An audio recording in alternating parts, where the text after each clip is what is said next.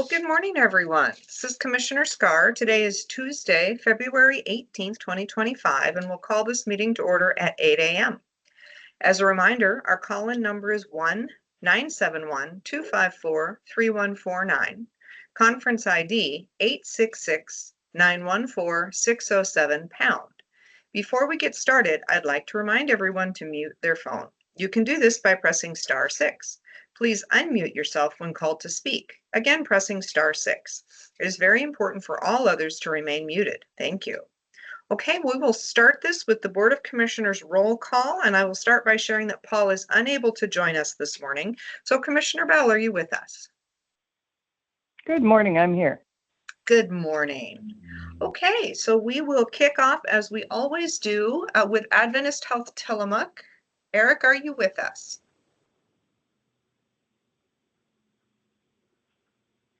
Okay, I was thinking I did not see his number, but thought maybe he just had a little delay getting on.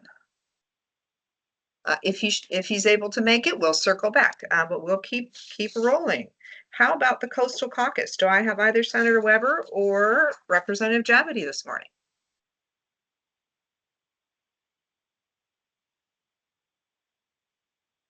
Okay, not seeing either or hearing either. I will assume that they are both in Salem, doing our good business for us. So with that, we can roll right into the Tillamook County Community Health Center.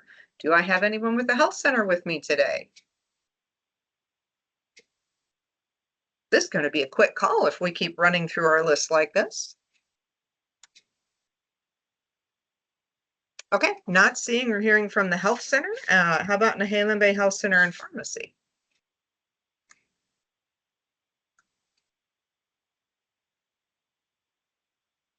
Again, no one seems to be able to join us there. How about Tillamook Family Counseling Center?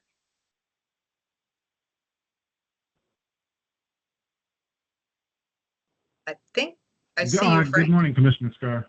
Good morning. I was just waiting to see if anybody else was going to come on, but this is Frank Hannon Williams, Tillamook Family Counseling Center, Behavioral Health Services for Tillamook County residents. If you have information, concerns, questions regarding appointments, questions about programs, you can reach us at 503-842-8201.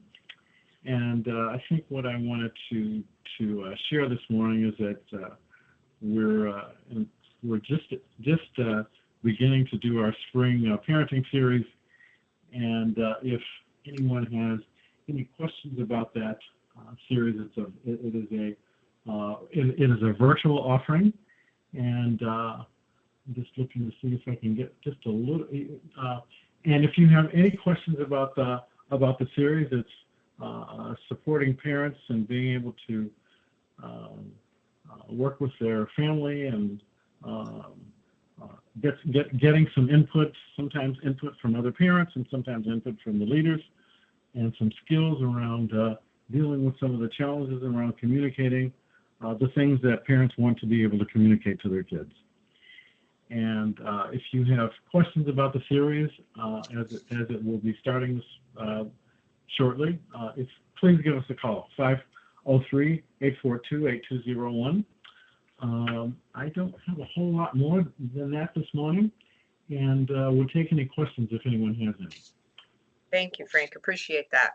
And I love that we have the parenting series that we have here. There are so many things in today's world that it is important to be able to talk with your kids about, and just having that extra sort of support in how to do that effectively is really helpful. So thank you. Appreciate that series is part of what you offer. Very good. Thank you very much. Thank you. Okay, I'm going to circle back. It looks like Gail jumped on. Commissioner. Yes. Apologies for my delay. No worries. We had a lot of other folks not here, so we're a bit ahead of schedule. So thank you, Gail. Excellent. Two announcements. First of all, starting Wednesday, February 26th, we are excited to offer a new device. It's a wearable EKG device for our established patients. This is cutting edge technology and it provides continuous heart monitoring, allowing for better tracking of cardiac health and more personalized care. So if you think this may benefit you, for example, if you're concerned about it's something that's going on with yourself, please don't hesitate to give us a call at 800-368-5182. And then a construction update for this week. The crews will continue the installation of windows, start installing drywall at the low roof area, and continue to apply weather barrier to the exterior. And that's it for me. Just a reminder that our clinic is open from 8 to 6 p.m. Monday through Friday, and pharmacy is 9 to 5:30, open during lunch. So we're here to serve you. If you're interested in scheduling an appointment, please don't hesitate to contact us, 800-368-5182. And that's it. Again, thank you for your patience as I dialed in this morning. No worries. Like I said, we have just a lot of people not able to be here today. So thank you, Gail. Any questions for Gail? Okay, not hearing any. I'm going to give one quick shout out. If you typically go before Nehalem Bay Health Center and Pharmacy, perhaps the Community Health Center, Adventist or Coastal Caucus, if you are with us and I just don't see your number, please do unmute and share your report. Okay, not seeing or hearing anyone else jumping on the unmute, we will go ahead and go to emergency management. Randy Thorpe. Good morning, Commissioner. Good morning. Well, I'd like to start off. It looks like we're still going to get rain, but luckily that wonderful, nasty, sub-freezing weather was not going to be with us this week. So hopefully everybody's excited about that we'll just be getting our typical pre-spring, early spring rain and normal temperatures. So just again, be careful with all the moisture and the rain out there. The roads can still be a little bit slick, and we could, see some fogginess in the morning. So, but luckily that frozen stuff out there will not see us this week, which is a good thing. And luckily, we're not getting enough rain, and temperatures aren't high enough to get a lot of upper snow melt. So, our rivers will again behave themselves. So. We'll make it hopefully through another week of just rain, no flooding, and no ice. So that's always a good thing. And I just wanted to let everybody know that we did start our process of developing a countywide energy resiliency plan. We met with a consultant that we're going to be using to do that. We had a great meeting last week, and we had staff from the Tillamook People's Utility District there. So we had a very great meeting and talked about kind of the direction we'd like to go and things we'd like to cover and kind of what we envision that a energy resiliency plan would look like for the county. So I'm pretty excited that we'll be able to get this up and running. And I think it's going to be a very necessary step for a county to make and help us prepare for our future and possible energy issues within our county. So with that, I'll turn it back to Commissioner Starr. Thank you, Randy. Yeah, I was flipping through my Rural Light this weekend as I had some time, and there's a great article in there about the pressures on our electric system across the state of Oregon and our county. So we, as commissioners, were fortunate to have a briefing just a couple of weeks ago with Todd Simmons, the executive from PUD, to talk about the power grid across Oregon and the power supply across Oregon, and that within 10 years, we will likely be out of power in Oregon unless, significant new generation is created. So it's just an interesting conversation for all of us to be aware of, and probably will give some context to things that will be coming in the next few years related to our electric system. So I think we all get the Rural Light as customers of PUD. So I encourage you to take a look at that article and just kind of familiarize yourself with Tillamook County's outlook for the future for power, because it's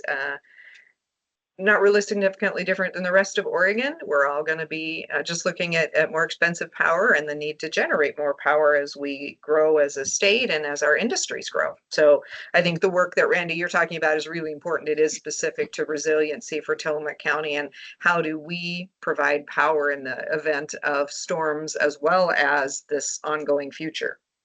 Well, and that's the beauty of the thing is that we've got a great partner with Tillamook PUD to help develop this. And I, kind of hear the rumbles around that a lot of the power companies aren't quite as cooperative of working in this direction because it, that's they, for some reason, there's a lot of problems with them being able to release a lot of information that would help direct us in the right direction on this. And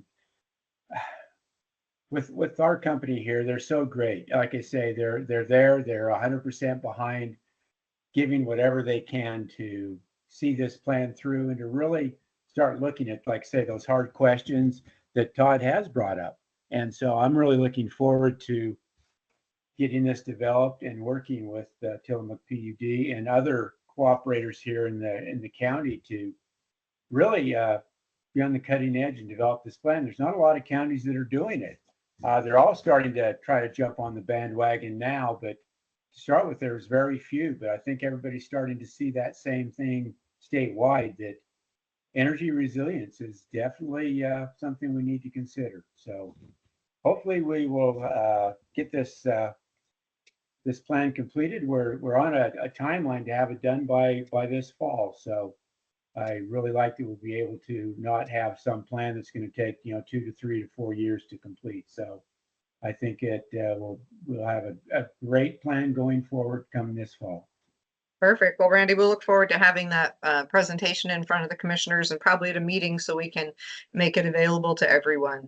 Because you're right, we're very fortunate to have a public utility district rather than being served by one of the for-profit power companies. I think that's one of the big differences is that in much of the metro area, it's a for-profit business. And so you're right, they're not wanting to release information because they consider it proprietary, and because we have a public utility district that is essentially owned by all of us, if you will, as district members, we are able to have great transparency, and just Todd is an excellent partner. Okay, well, thank you, Randy. Appreciate the information, and we will move on to the Board of Commissioners. Commissioner Bell, would you like to go first? Good morning. Well, I'd like to start out with a serious topic. I'd like to talk for a minute about an incident of racism that I heard about yesterday, something that happened locally. I was having lunch with a friend and her child. She's a Mexican-American mom, and she and her family live here and work here, go to school here. And she was telling me that she and her husband and their child were leaving a local restaurant in Tillamook, and a bunch of teenagers in the parking lot yelled at them, "You bleeping Mexicans."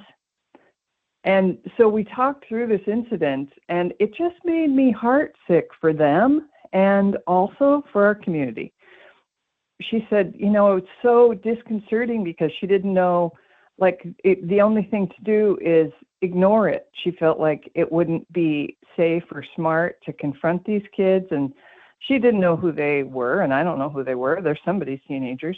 And so all they could do was ignore it, and how uncomfortable that was, and how painful it is that that's happening in their own community. So I just wanted to speak up about that this morning, and maybe I'll write a letter to the editor, because I just, we all know that racism exists in our community, but it's when it does, I think when it becomes clear, I think it's our responsibility to call it out and say, we're better than this. We should be better than this. We shouldn't tolerate this in our community. It's hateful and uncalled for. So I hope that we're all able to stand up if we see those things happen. I was wondering, what would I have done had I been there? And I hope that I would have stood up to those teenagers and said, hey, that's not okay. I hope I would have, and I hope we all would. I hope that we're willing to take a stand against racism in our community. So I apologize to this woman for us collectively. I'm so sorry that happened to you in our community, and I just wanted to share the story because it's disturbing. And I think there are things we can do about it. So really, that's why I'm sharing the story. So additionally, I want to talk about Senator Wyden and Congresswoman Bonamici will be here this Saturday, the 22nd. They're having a town hall meeting at Neocani High School in the lower gym from 10 to 11 on Saturday, the 22nd. So I don't think I have been to a town hall with both of them together. So this is a great opportunity to visit with both of them together, Senator Wyden and Congresswoman Bonamici, Saturday the 22nd, 10 o'clock in the lower gym at Neocani High School. And then also on the 22nd, there's a memorial service in Salem that I want to talk about just for a minute for a woman, excuse me, who used to live in Tillamook for a long time and Beaver, Nancy Love. A lot of people know Nancy Love because she was a realtor. And she was actually my first friend in Tillamook County when I moved here. She lived in Beaver and I lived way up on the upper Nestucca, and she was one of the first people that I met, and she was very, very funny and welcoming and warm, and she was just delightful, really. And Nancy had moved a few years ago. She moved to Salem to be closer to her kids, or rather, she moved to Texas first to be with her daughter, and then ended up in Salem with another daughter. And so she passed last month on the 21st in Salem. I've been in touch with her kids, and her memorial service is this coming Saturday, also on February 22nd at 2 o'clock at the First Church of the Nazarene in Northeast Salem. And if you don't remember all that, but you want to, you're welcome to reach out to me, and I'll share that information with you. I know that a lot of people in Tillamook knew and liked Nancy, and when I was talking, excuse me, when I was talking to her daughters recently, one of them told me that her mom told them that she really hoped that her friends from Tillamook would come to her memorial. It was in her mind that her friends from Tillamook would come to her memorial. And, you know, there's the problem when people move away, there's this sort of out of sight, out of mind problem. And so people may not have had Nancy in their mind for the last couple of years, but she was hoping that her friends from Tillamook will come to her memorial. So I'm gathering a group of people who knew Nancy and loved her. And then I want to let the community know that she passed her memorial services this coming Saturday, and she was hoping that her friends from Tillamook would come. And I think I'll wrap it up with an update on TLT. I've been talking about that for the last couple of weeks, about the commissioner's decision last week. We made the decision to amend the ordinance about the TLT rate, tax rate, TLT being transient lodging tax. So we amended our ordinance to raise the transient lodging tax rate from its current 10% to 12% in the coming year and 14% in the following year. And so but we didn't, to be clear, we didn't decide to do that. We decided to take it to the voters. So we will, tomorrow, we will vote on whether or not to put that ordinance on the ballot. So we're not making the decision for our community. We'd like our community to make the decision in the May election. So tomorrow in our meeting, we will formally decide whether or not we're going to put that on the ballot. So that's where we're at with that. That's a process that's been ongoing for many months, and that's the stage we're at in that process. And I think I will wrap it up there. Thank you, Commissioner. Thank you.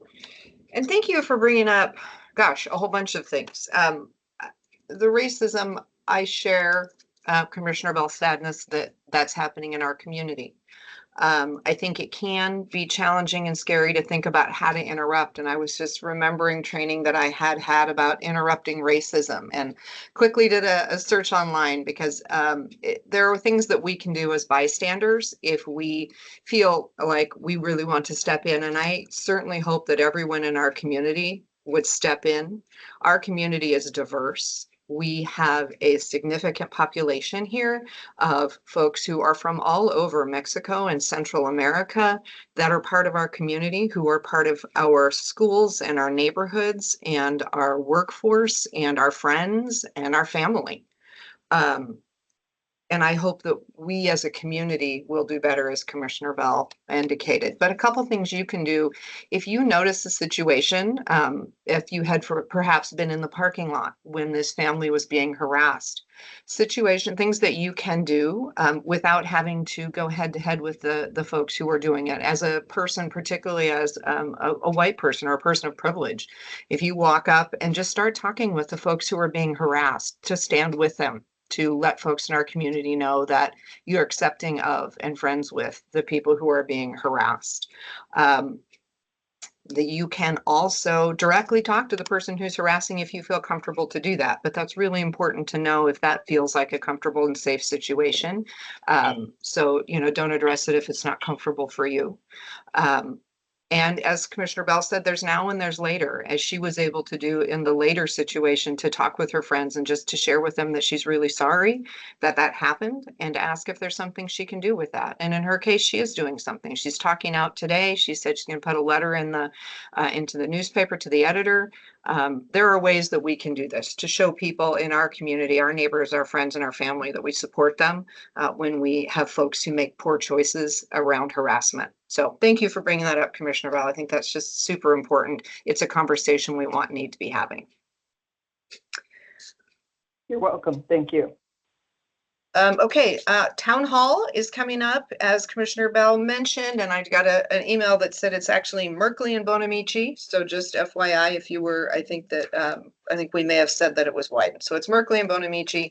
And I will apologize in advance. I'm unable to attend that. I made a commitment to be in the Three Capes relay this weekend. So while I would love any excuse not to run, I will actually be in the Three Capes instead of being at that town hall. But I really do encourage everyone in our community to attend. Let our representatives know what do you think about what's happening in the nation today? Ask them questions if you have them. There are people on the ground in Washington, D.C. I will be going back to Washington, D.C., leaving on the 28th and coming home on the 5th for the National Association of Counties Conference, and we'll have an opportunity to visit with our representatives and senators and their staff at that time. But they really do need to hear from folks. Our representatives and senators have always been great about having town halls here in our communities to make it easy for us to visit with them. So please take advantage of that. Show up, show your face, let them know what you're thinking, ask the questions that you have. So super important. Thank you for bringing that one up as well. During my opportunity to be in Washington, D.C., I will be providing a presentation on the biological opinion to counties that are attending that conference. We have a standing platform with the Association of Counties, which means every year at the conference, people are reminded about the biological opinion and its importance. So what I will be able to do during conference is to provide an update as to what's occurred over the last year in relation to that. And obviously there has been a ton that has happened with the biological opinion. Last year at conference, we were all still waiting to see what FEMA would do and what the timeline might be. Now, of course, they have pushed a false timeline with the interim measures that they forced us to choose between. And of course, we have joined a lawsuit with the floodplains for the Oregonians for floodplain protection. And I will be talking about that at conference so that other counties in other states across the nation know what's coming for them next if we're not able to stop this at the Oregon borders. So pleased to be able to do that and hope to gain additional support with counties across the nation to really speak out loudly at the federal level that this biological opinion is a far, far overreach. If you can say that flood insurance damages salmon, that's an overreach. So look forward to doing that. A couple other things. I want to address the housing grant that Tillamook County is at this point not receiving that we had previously been awarded.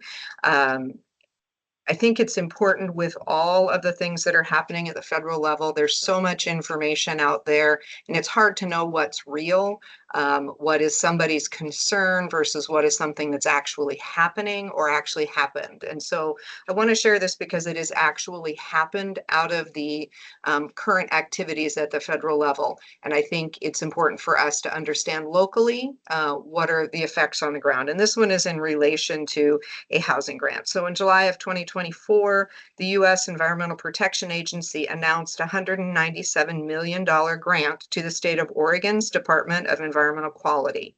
And in that grant was $3.6 million that was earmarked for housing specifically in Tillamook County. And this was for workforce housing, it was for affordable housing, and in fact, it was also for the expansion of ADUs in Tillamook County. So it was to support housing styles that we had identified and that were in our plans to move forward with development partners as well as individuals who were hoping to put an ADU in. This $3.6 million was to be made available to folks who wanted to build and had intended to be a part of building approximately 180 units. And again, that was affordable, workforce, and ADUs. But on February 6th, the county received word from the state that these funds had been frozen and were no longer able to be accessed. The state's continuing to monitor this to see if in fact they do become unfrozen. We have reached out to our federal delegation. They are aware of the situation and are advocating for us at the federal level. I would also like to thank Senator Weber and Representative Javity in their absence today. They also sent a letter to the federal government just saying, we understand you're looking for efficiencies and savings, but do you understand that these funds in particular were going to put much needed housing on the ground in Tillamook County? So just again, so we can all understand amidst all of what's happening, what's actually affecting Tillamook County currently, this is one that I am aware of. And I will just share that Tillamook County remains committed to supporting housing production and will be continuing to seek these and other funds to support that work. So just an FYI, and as you are going, if you are able to go to the town halls, please don't hesitate to bring this up as well as something that is real on the ground in Tillamook County. Obviously, the loss of $3.6 million in housing funding is substantial for Tillamook County. With that, I will wrap up my piece of this and I will move on to the cities. And I do believe that we have Mayor Stock from Manzanita with us this morning. Yes, good morning, Commissioner. Thank you. Good morning. Thanks to everyone for the updates this morning. I do always appreciate them and don't take them for granted, so thanks. But just a couple things from Manzanita this morning. The City Hall construction continues and will continue into late spring, early summer, as we have been saying. For those of you who may be passing by the site, there is now some exterior siding that is up, so you can start to get a look and feel for how the building will be and what we will be looking at going around it and by it. It's been clad in a very, very bright orange material designed to weatherproof the interior, I'm sure, but that is not the actual color things will be at the end. So we are pleased with that project and it continues. Also, the Classic Street project, which is for us a major connector in town, which was the beneficiary of some state grant monies, not federal, but state in this case, is proceeding with the engineering phase of the design. So we're getting ready to wrap that up and schedule a public meeting for input and observation so people can see what that plan is starting to look like and give us some feedback on that. We also had a very nice, we're calling it the Valentine's Day planning session, but we had a good planning session with the council on February the 14th.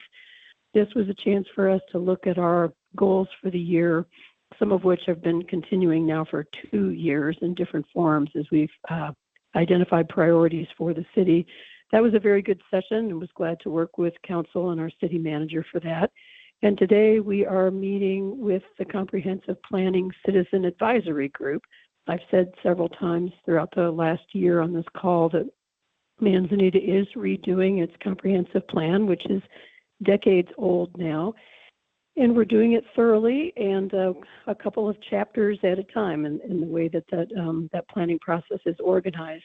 So our Citizen Advisory Committee, which is working very hard and diligently on public input, will be giving a chance today to sit with our city manager, Councilor Kozlowski, and myself, and the consultant team who are working for us on this project.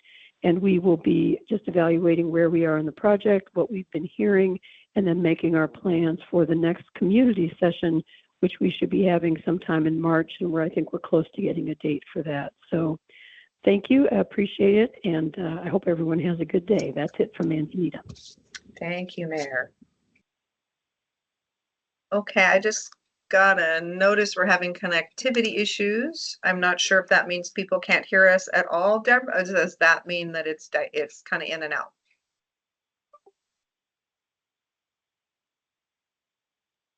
Okay, they can hear. Okay, so I apologize if we're having poor quality. We've had a little bit of challenge with our internet connection the last week or so. We will continue on. So I know that Mayor McNeely from Rockaway Beach let me know he was not available. So we will jump down to Bay City. I believe that I saw definitely City Manager McCall today. Yes, good morning. Can you hear me? Good morning. Okay? Yes, we can. Okay, so I just wanted to give a brief update. Last week at our city council meeting, we had a presentation from Tillamook People's Utility District talking about the different challenges that they're having, as you mentioned, or Commissioner Bell mentioned earlier during the meeting. It was a very interesting presentation. I wanted to alert people because we didn't have many members of the public there. PUD will be hosting a town hall here in the Bay City Community Hall on March 4th. That is a Tuesday, and I believe it starts at 6 o'clock. They'll be giving the presentation similar to one they gave us, but also some additional information as well. So that's coming up on Tuesday, March 4th. And I encourage the community to take advantage of those meetings because it was very informative. To Bay City specifically, the Bay City Emergency Volunteers will be meeting tonight at 5:30. The TLT committee will be meeting Thursday at 4:30. These are here in the community hall. The fire advisory committee will be meeting on Monday at 1:30. And just so people can pencil it into their calendars, our next city council workshop will be on March 10th, but we're starting earlier at 4:30 because we're going to have a review the recommendations made to the city by the consultant on middle housing changes. So on the 10th, it'll start at 4:30 rather than the usual 5:30. And that's all I have for you this week. Thank you. Thank you. Appreciate it. Okay, we will move on to the city of Tillamook, and I believe I saw City Manager Kevin Perkins with us today. Good morning, Kevin. Good morning. Just a couple of updates. Tomorrow will be one of our first Coffee with a Cop meetings down at Starbucks at 9 a.m. So if you want to drop in and speak to one of our officers, everybody's welcome. And then we've got our regular council meeting tonight. So if you've got anything you'd like to talk to council about, or drop in to see what we're talking about, please come down. Other than that, that's all we've got going. All right. Well, thank you very much. Appreciate that. Okay, well, we are going to give everyone about a half an hour of their morning back, but appreciate everyone who joined us today. We'd like to thank KTIL for broadcasting, everyone for listening, and we will adjourn this meeting at 8:33 a.m. Thank you all.